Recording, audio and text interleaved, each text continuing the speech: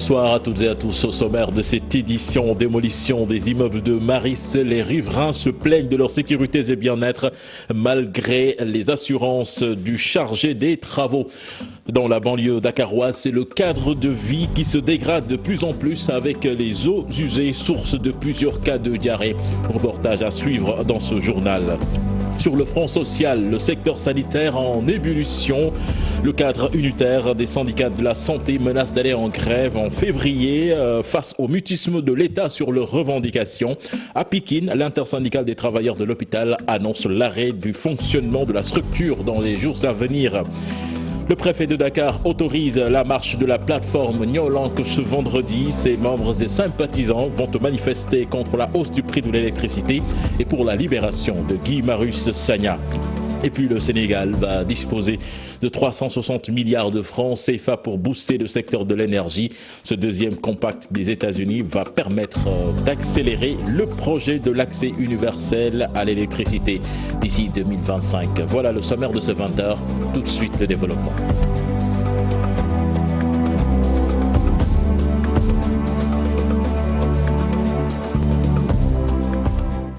Bienvenue à toutes et à tous. Démolition de 3 immeubles au Mariste. Les riverains se sentent menacés depuis le commencement des opérations.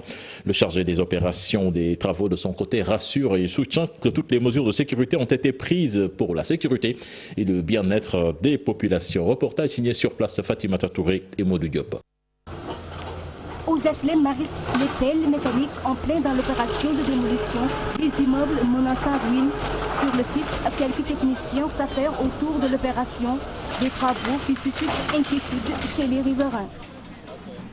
C'est un peu difficile parce qu'il y a beaucoup de pollution, il y a beaucoup de poussière, c'est trop même difficile. Il n'y a pas assez de mesures de sécurité. On se sent menacé parce qu'avec ce matériel, moi je ne suis pas à l'aise. L'immeuble qu'on est en train de détruire là, c'est en face de moi. On est là, nous on est des habitants de Maris. Depuis qu'ils ont dit qu'ils vont détruire ces immeubles-là, nous on ne s'attendait pas à cela. Nous on croyait qu'il allait les détruire autrement. On souffre, parce qu'il y en a même, ils ont eu de grippe, leurs grippes sont élevées à cause de ça, de rhume, des trucs comme ça, des trucs de maladies, vas-y.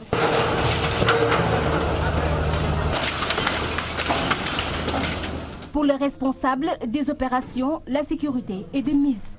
Les opérations se déroulent dans de très bonnes conditions. Vous avez vu, on a pris toutes les mesures de sécurité en collaboration avec la gendarmerie. La sécurité au niveau, à l'intérieur, on a une surface sécurisée. Et à l'extérieur, la gendarmerie est en train de régler la circulation et protéger les riverains. Pour le moment, la première phase, on nous a donné les 3 immeubles R, S et T. Les travaux de démolition vont se poursuivre et devront se terminer avant mi-février. En attendant, les riverains, eux, se disent indisposés par les travaux qui menacent leur sécurité. Puis à Kaolack, retenez que les opérations de déguerpissement ont démarré sans aucune forme de résistance. Tout ce qui débordait sur l'axe chambre de commerce Pont Noiro a été dégagé. Des images de notre correspondant à Kaolack, Ibrahima Diamé. En banlieue dakaroise, le cadre de vie se dégrade avec les eaux usées déversées sur la voie publique. Conséquence, plusieurs cas de diarrhée sont constatés, suffisant pour que le service d'hygiène de Pikine mène une vaste opération dans un quartier touché de plein fouet par le fléau. Reportage signé Salif Sow et Asmalik Diop. Un quartier, une vaste opération. Ce matin, les médecins sans blouse blanche sensibilisent sur les dangers des eaux usées déversées sur la voie publique. Nous sommes venus dans ce quartier parce qu'on nous a signalé beaucoup de jets d'eau usés sur la voie publique. Nous sommes venus pour sensibiliser les populations sur les jets d'eau usés sur la voie publique et ça favorise le développement des charmes. Et que aussi les mouches peuvent se poser sur ces eaux d'eau usées et ils reviennent aussi au niveau des habitations. Et ils peuvent tomber dans les aliments et pour créer des maladies diarrhéiques. Sans réseau d'assainissement, les habitants de ce quartier se déchargent. Des solutions sont en phase de réflexion. L'assainissement devait être en premier au niveau des habitations. On n'a pas prévu de créer un système d'assainissement pendant l'installation de ces quartiers. On a parlé avec eux pour qu'ils cherchent au moins des puisards au niveau des maisons ou bien des puisards au niveau des coins des rues, avec peut-être la collaboration de la mairie. On va essayer de faire quelque chose. Même si l'ONAS peut intervenir, on va essayer d'impliquer l'ONAS pour qu'il vienne au moins. Cependant, la loi du Code de l'environnement est bien claire. Tout individu qui souille l'espace public pourra le payer cher. L'article L17 qui dit qu'on n'a pas le droit de verser des eaux usées sur la voie publique. Et les amendes vont de 200 000 à 2 millions plus, 2 ans de prison ferme. Les maladies diarrhéiques sont les principales conséquences de ce genre de comportement. Et puis retenez que l'OMS décrète l'urgence internationale face au coronavirus, la maladie qui frappe de plein fouet la Chine et qui menace le monde. Une information de Radio France Internationale. Le cadre unitaire des syndicats de la santé est très en colère face au mutisme de l'État. Il souhaite un meilleur système de rémunération, un recrutement dans la fonction publique de ses agents. Entre autres, ses membres menacent d'aller en grève à partir du mois de février prochain dans tout le territoire national. Compte rendu de leur conférence de presse signée Maguette Souare Diallo et Gervais Yao. Ils étaient dans la rue le 17 janvier dernier pour se faire entendre après plus d'une semaine d'attente. Pas de retour venant de l'État du Sénégal pour trouver une solution à leurs revendications. Pour le cadre unitaire des syndicats de la santé, une telle posture est incompréhensible. L'autorité n'a dit aujourd'hui, les décrets sont là. Il ne reste qu'à régulariser ces mêmes personnes. Depuis 10 ans, ça pose un problème. L'autre élément, c'est le système de rémunération au niveau de la fonction publique. C'est le président de la République lui-même qui avait demandé et qui avait commandité des études sur le système de rémunération au niveau de la fonction publique. Ce système avait révélé que les agents de santé étaient les plus mal payés. Et ils continuent à occuper les plateaux. L'autre jour, Babacar Fall l'a invité à la RFM. Il a dit qu'ils ont recruté plus de 3000. Mais j'ai tiqué. 3000, je dis, infirmiers et sages-femmes. Allez à l'INDSS à l'heure actuelle. La promotion d'infirmiers d'État, c'est 5 personnes. Ces professionnels de la santé demandent plus de considération dans la fonction publique à travers un bon traitement pour poursuivre le combat. Un autre plan d'action est annoncé. Le 25 et le 26 février, nous allons faire une grève générale sur l'ensemble du territoire national. Maintenant, il y aura une tournée nationale à partir du 4. On va aller dans toutes les régions du Sénégal parce que nous comptons aller au niveau de l'Assemblée nationale, saisir au niveau du Haut Conseil des collectivités territoriales et ceux qui en tout cas sont des acteurs dans ce pays pour les informer de ce que nous sommes en train de faire. Pour un système de santé équitable, transparent et performant, le cadre unitaire des travailleurs de la santé compte mobiliser tous les professionnels de ce secteur pour plus de pression et de résultats. Mouvement d'humeur à l'hôpital de Pikine, l'intersyndicale des travailleurs annonce l'arrêt définitif du fonctionnement de la structure sanitaire dans les jours à venir. Les revendications sont axées sur 2 points, la situation de l'hôpital et la précarité des salaires. Ils ont arboré des brassards rouges ce matin. Les explications de leur porte-parole, Beidi Souleymane Beng, interrogé par Salif Sow. Aujourd'hui, nous avons marqué un arrêt de travail de 3 jours. Suite à un premier arrêt de travail en début de semaine, mais la direction a été insensible à nos revendications. Nous avons des problèmes sur la gestion administrative, tant sur la gestion du personnel aussi. Donc nous avons notifié la dernière fois le manque d'intrants dans cet hôpital, tant au niveau du laboratoire, de la radio, du service des urgences, aussi bien urgence médicale, chirurgicale qu'obstétricale. Mais aussi, le scanner est en panne depuis. Le scanner a été dépanné. En moins de 2 mois, ce scanner est retombé en panne. Donc nous demandons à ce que la gestion soit revue. Donc nous alertons la population et nous interpellons aussi le ministre de la Santé. Et vraiment, nous voulons revoir cet hôpital qui a été quelque chose, une fierté pour toute la population de Pikine. Nous sommes ouverts à des discussions pour que le directeur nous dise c'est quoi le problème, pour qu'on essaie de lui apporter notre contribution afin de trouver des solutions durables. Si nous ne trouvons pas de solution, nous avons prévu de continuer à porter des brassards rouges tous les jours, mais aussi les mercredis et les vendredis. Chaque mercredi et vendredi, nous allons marquer un arrêt de travail de 3 heures à 4 heures de temps. Et puis interpellé, le directeur de l'hôpital de Pékin, Mohamed Abdallah Gueye, promet de réagir vendredi prochain au sortir de sa rencontre avec les grévistes.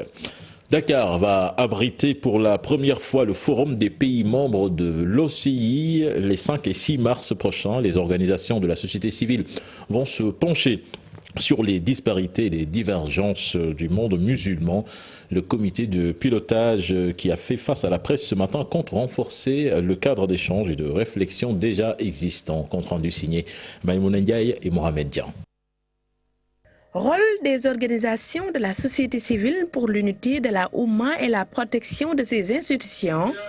Ce thème revient pour la 4e fois consécutive à l'occasion du Forum des pays membres de l'OCI. Un choix qui n'est pas fortuit. Dans un monde dominé par des conflits multiples, guerres fratricides, attaques terroristes, catastrophes naturelles, tentatives de division des membres de la Oumma, les organisations de la société civile des pays membres de l'OCI ont décidé de mettre sur pied un cadre d'échange, de réflexion et d'action en vue de relever les multiples défis. La tenue du Forum international des organisations de la société civile des pays membres de l'OCI entre dans le cadre d'une action concertée de ces structures appartenant toutes aux différents pays membres de l'Organisation de la coopération islamique OCI. Le comité de pilotage du forum conjugue ses efforts pour mettre sur pied un cadre de réflexion. La Oumma islamique est confrontée aux défis de l'extrémisme, de la division, de la pauvreté et de l'ignorance. Face à cela, les organisations de la société civile se sentent aussi responsables que les États et les individus. Ce forum est donc un appel à toutes les forces vives de la Oumma pour se dresser devant les forces maléfiques qui tentent insidieusement d'approfondir les disparités et divergences qui minent malheureusement le monde musulman. C'est aussi une invite à l'unité, au partage et à la solidarité. Ce rendez-vous sera aussi l'occasion pour ces organisations d'aider les États à relever les défis pour la protection des institutions. Je vous le disais dans les titres de ce journal, 360 milliards de francs CFA pour booster le secteur de l'énergie. Le Sénégal bénéficie d'un deuxième compact des États-Unis en financement qui va permettre d'accélérer le projet de l'accès universel à l'électricité d'ici à 2025. Mohamed Boun Abdallah Dionne a présidé la cérémonie d'installation du conseil de surveillance. C'était en présence de la vice-présidente de MCC et l'ambassadeur des États-Unis. Nous l'écoutons au micro de Al-Hassan Ba et Pape Sangoné Mbaye.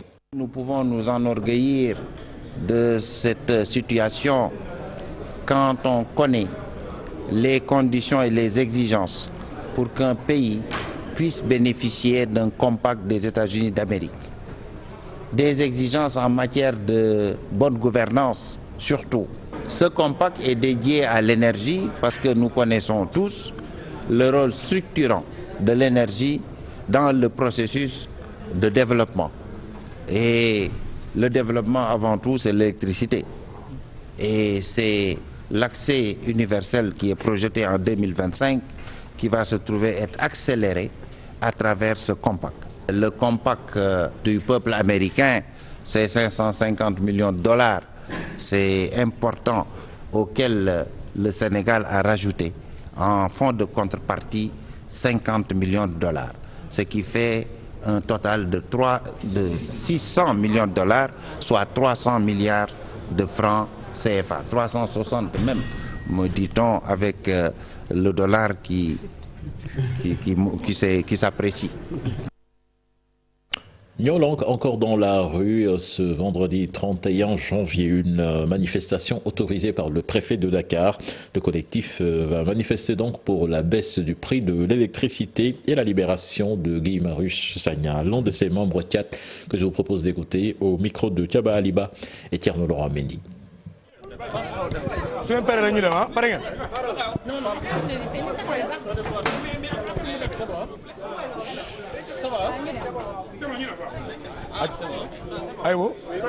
Kidnappe un honnête citoyen qui s'appelle Guy Marius Sagna, il y a une urgence.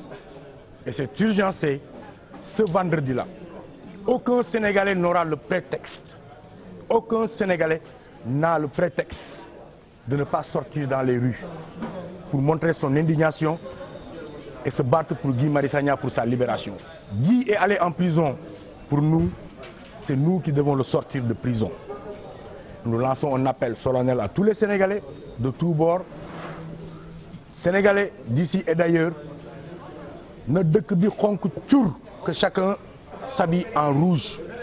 Si tu n'as pas de brassard rouge, si tu ne peux pas venir, mets un son de klaxon, mais à partir de 15 h. C'est ça le truc. Il faut qu'on fasse sortir Guy Marius Sagna. Sinon, on aura un autre Blondin Diop au Sénégal. Et nous le devons à Guy Marius Sagna. Un grand dispositif sécuritaire déployé dans certaines artères de la ville de Dakar pour faire face à la recrudescence des agressions. Une initiative que saluent les personnes interrogées, mais pensent tout de même que c'est insuffisant pour venir à bout de la violence.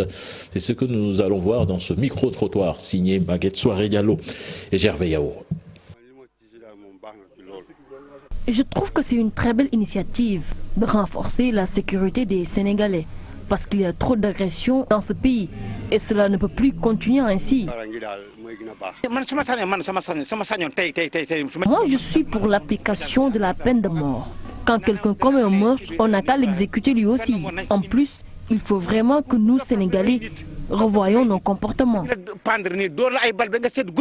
De déployer donc ces troupes partout au Sénégal, je dirais quelques localités, c'est à saluer.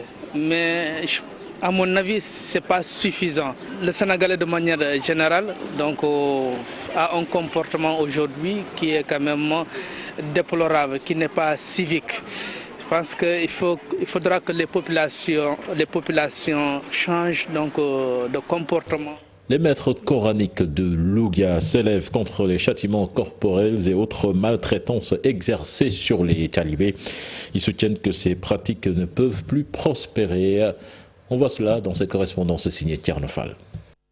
Le châtiment corporel et la maltraitance exercée sur les enfants dans certains daras ne sont nécessairement pas des méthodes obligatoires pour que l'apprenant puisse maîtriser les versets coraniques. amna xalé bu doon tari fi légui alcorane sa karam yar mus ko laal tari na ba presque légui mu mokal maga mokal na mom lañuy defal fête le 9 février bi di ñew yar musulena laal dor mom mën na ñak.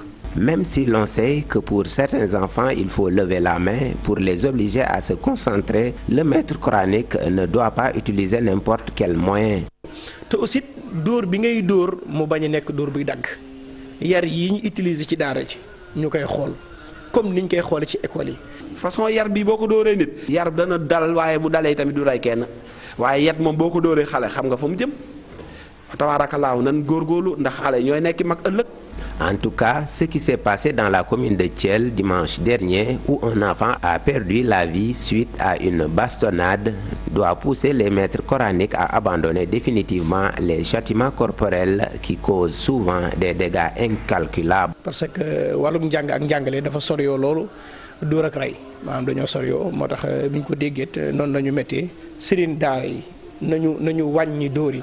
Benen bi ci dess ni ma dalé won dal kenen ak kenen moy ndongo daara yi makki ne ci daara yi nañ leen xamal catastrophe yi nekk ci dóor serigne daara bi xalé bi mëna jangalé wala man la fété fu bare bu mu tax nga bayiko ci daara ji bu muy fitnal xalé yi formation bi ñu wara defal serigne daara bi day dimbali nit ki ci côté bundu xatal ak dóor fexé ba defal formation bi serigne daara bi comme niñ koy défalé ñi jàngalé nasaraan. La région de Louga fait partie des localités où l'enseignement religieux occupe une place très importante. Avec l'existence de nombreuses écoles coraniques dans la zone, l'État doit redoubler d'efforts pour accompagner l'éducation des enfants qui sont dans ces daras. Puis la Fédération nationale de l'association des écoles coraniques réclame la modernisation et le vote du projet portant statut des daras. Pour cette fédération, la modernisation des daras est impérative pour une meilleure réorganisation du secteur. Adam Sek, le secrétaire général de cette fédération, interrogé par Ousseynou Diop et Habib Sek. Au niveau des daras, il n'y a que des difficultés parce que le dara, on peut dire qu'ils sont laissés en rade.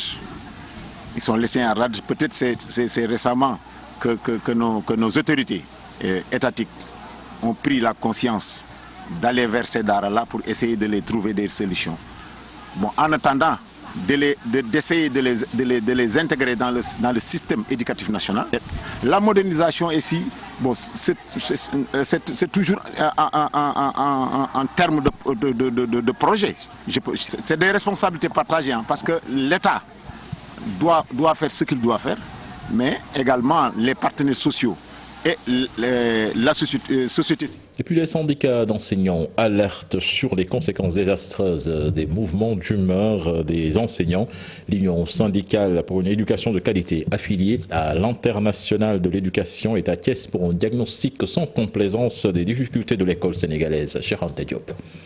Plusieurs syndicats d'enseignants sont à Thiès pour mettre en place un mouvement syndical national fort. Ils ont d'abord alerté sur les conséquences de la division notée au sein des syndicats d'enseignants. L'objectif qui est visé, c'est encore une fois de réfléchir sur les stratégies aptes à nous mener vers la réunification du mouvement syndical enseignant qui aujourd'hui est confronté à des problèmes énormes de division profonde, de rivalité, de surenchère dans les luttes revendicatives. Et tout cela, évidemment, ne peut se faire qu'au détriment de l'école publique. Donc pour nous, le monde syndical doit être uni, fort, pour pouvoir aider à la réalisation d'une école publique de qualité. Ces enseignants sont préoccupés par la préservation de l'école publique et soucieux de la défense des intérêts des enseignants. L'éducation publique est au bord du gouffre dans la mesure où aujourd'hui, ce que nous constatons, c'est qu'il y a accumulation de beaucoup de déficits, notamment des déficits d'enseignants. Aussi bien dans le préscolaire, dans l'élémentaire, dans le moyen, le secondaire, que dans l'enseignement supérieur. Cela ne crée pas les conditions pour réaliser une éducation de qualité. À l'issue de cette rencontre, un document sera publié et déposé auprès des parties prenantes. Une éducation de qualité, c'est ce que veulent ces syndicats d'enseignants. C'est la rentrée académique à la faculté des sciences religieuses, des humanités et des civilisations de l'université Cheikh Ahmadou Bamba. Professeur Souleymane Bachir Diagne, président du conseil scientifique de l'UCAB, en a profité pour inviter les étudiants à tremper dans les valeurs religieuses avant de s'ouvrir à la modernité. Je vous propose de l'écouter au micro de Mohamed Jodiop et Talassamba. Cette rencontre marquait la rentrée académique de la faculté des sciences religieuses, des humanités et des civilisations, comme vous le savez. Et le président de l'université Cheikh Ahmadou Bamba, le Serigne Mamor Mbacké, a voulu que ça soit une rentrée marquée du sceau de la signification de la faculté. Et c'est ce que nous nous sommes efforcés de faire. Nous avons voulu que les nouveaux étudiants qui viennent d'être orientés à l'université Cheikh Ahmadou Bamba sachent exactement dans quel espace ils sont accueillis, dans quelles conditions ils sont accueillis et quel est l'avenir qui leur est promis lorsqu'ils viennent à une faculté comme celle-ci. Le nouveau type de Sénégalais que nous voulons construire, la manière dont nous envisageons le profil de nos étudiants, cela a été parfaitement résumé par le Serigne Mamor Mbacké quand il a parlé. Un mot de culture de Dakar, Musique Expo s'est ouvert hier à l'Institut français de Dakar pour la soirée officielle. La musique africaine a été bien revisitée, de grands classiques interprétés par des musiciens africains en présence de nos reporters Aïssatou Paye et Mardien. Percussion, aura, balafon, Doudou Sarr n'a rien laissé au hasard.